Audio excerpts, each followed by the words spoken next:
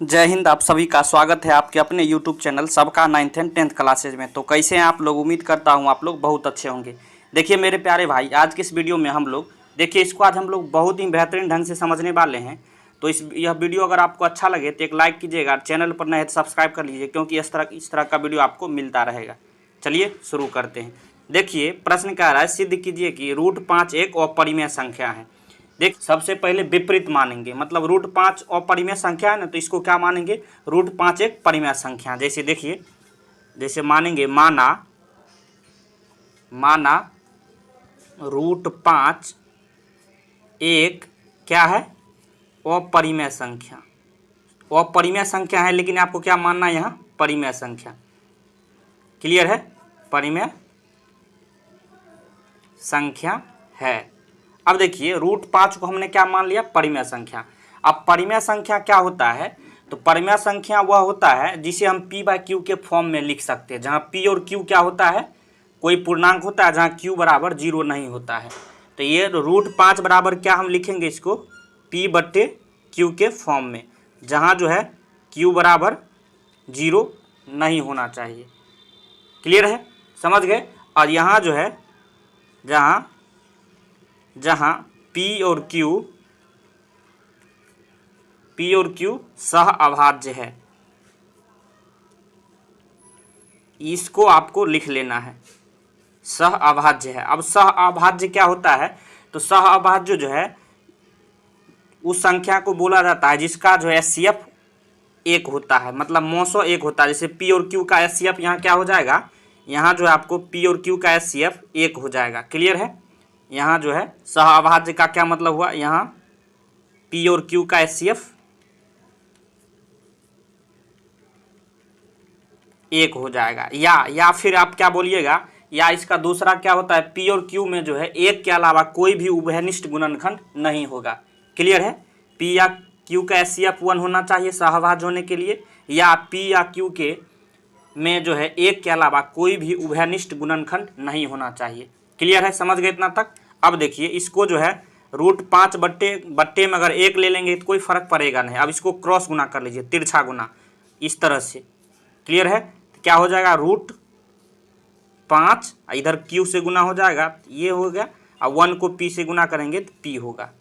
Clear है? इतना हो गया। अब देखिए, अब क्या कीजिएगा, यहाँ इसको जो है ना अब आपको वर्ग करना है दोनों तरफ।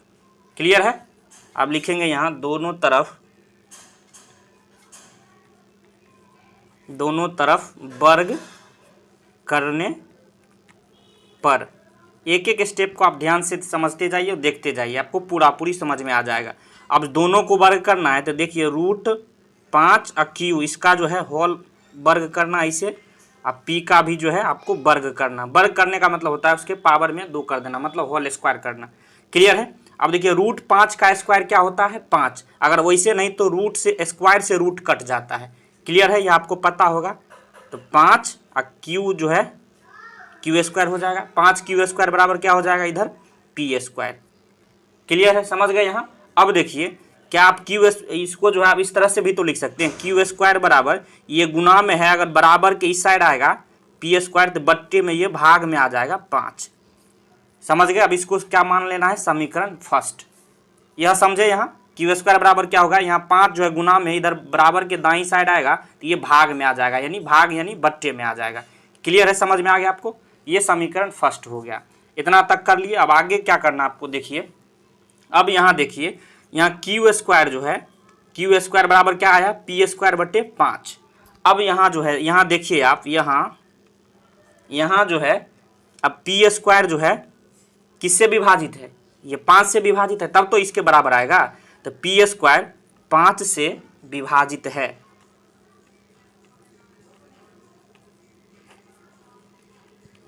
P² किससे विभाजित है? 5 से विभाजित है।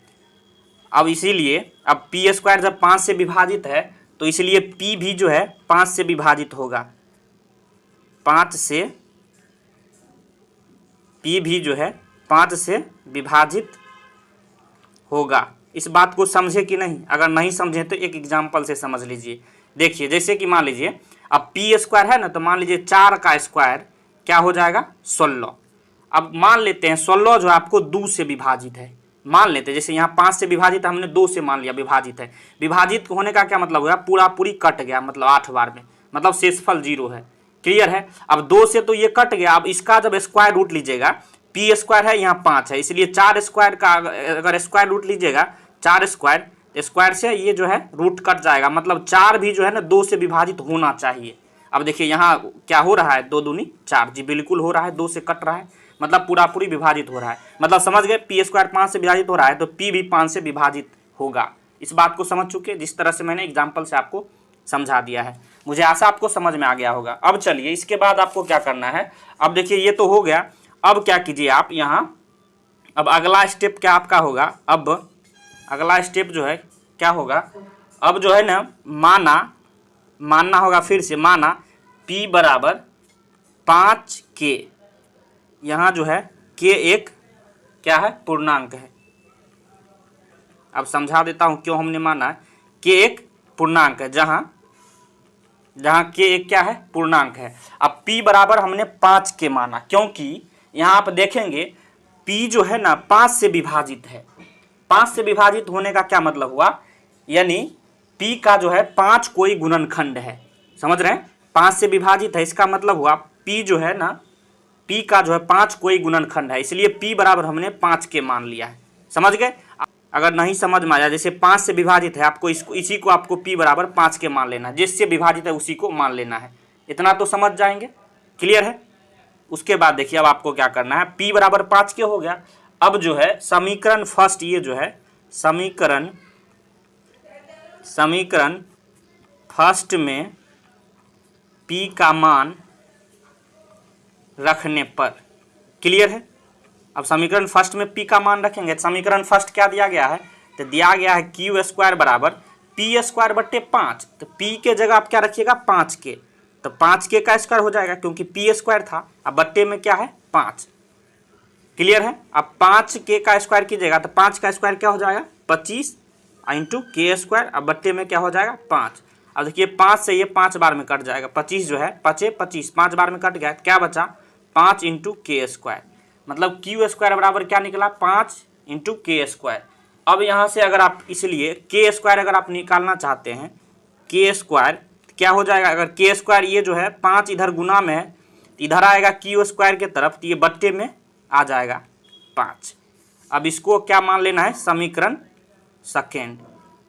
समझे, मुझे आशा आपको समझ में आ गया होगा।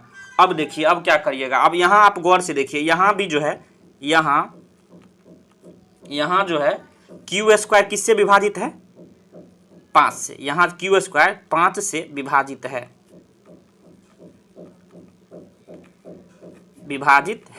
यहाँ क्यू स्क्वायर 5 से विभाजित है, इसलिए अभी हमने बताया, तो इसलिए जो है क्यू भी 5 से विभाजित होगा। समझ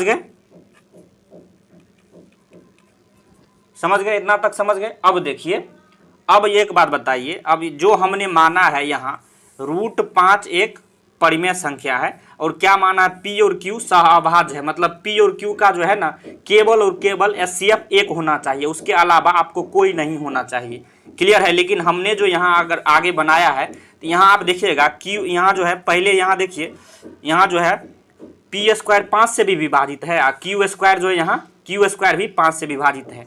अगर p स्क्वायर और q स्क्वायर दोनों 5 से विभाजित है, इसका मतलब एक उभयनिष्ठ गुणनखंड तो 5 आ गया, यानी इसका HCF तो 5 भी आया है, जो हमने माना है वो तो गलत हो गया है। इसको आप भाषा में किस तरह से लिखिएगा, चलिए समझ लेते हैं। अब समीकरण फर्स्ट एवं सेकेंड से, समीकरण फर्स्ट एवं सेकेंड से क्या हमें मिल रहा है, फर्स्ट एवं सेकेंड से हम पाते हैं कि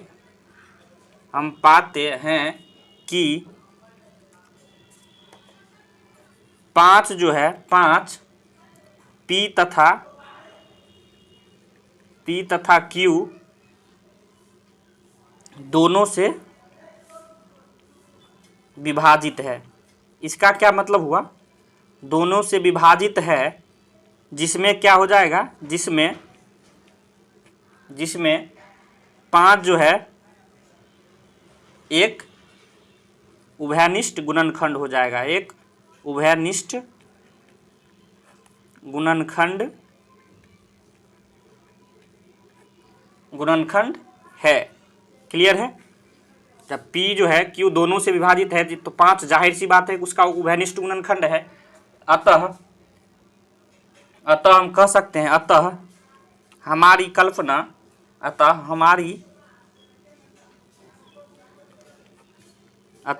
कल्पना के विपरीत है। इस बात को समझे आप? इसका 5 उभयनिष्ठ गुणनखंड है, इसका मतलब हुआ HCF 5 आ गया।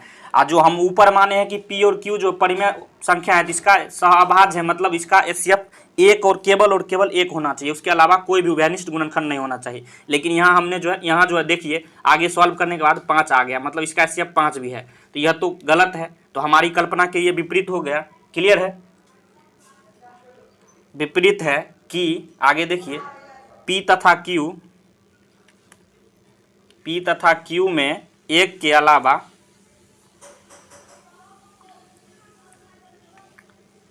एक के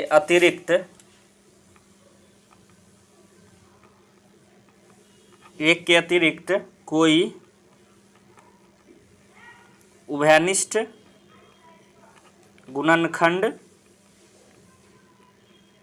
नहीं है। यह हमारी कल्पना के विपरीत न है, क्योंकि हमने माना था P और Q में जो है एक के अतिरिक्त कोई भी उभयनिष्ठ गुणनखंड नहीं है, लेकिन यहाँ एक गुणनखंड आपको 5 दिख गया। क्लियर है? अतः हम कह सकते हैं, अतः हमारी मान्यता जो गलत हुआ, अतः √5 एक क्या है? √5 एक अपरिमेय संख्या है। सिद्ध हो गया, यही फाइनल आपका आंसर हो गया। मुझे आशा है जिस तरह से मैंने समझाया है आपको पूरी समझ में आ गया होगा। अगर आपको वीडियो अच्छा लगा हो तो एक लाइक कर दीजिए, और चैनल पर नए हैं तो सब्सक्राइब कर लीजिए, क्योंकि इस तरह का वीडियो आपको मिलता रहेगा। वीडियो देखने के लिए धन्यवाद। मिलते हैं नेक्स्ट वीडियो में, तब तक के लिए जय हिंद, जय भारत।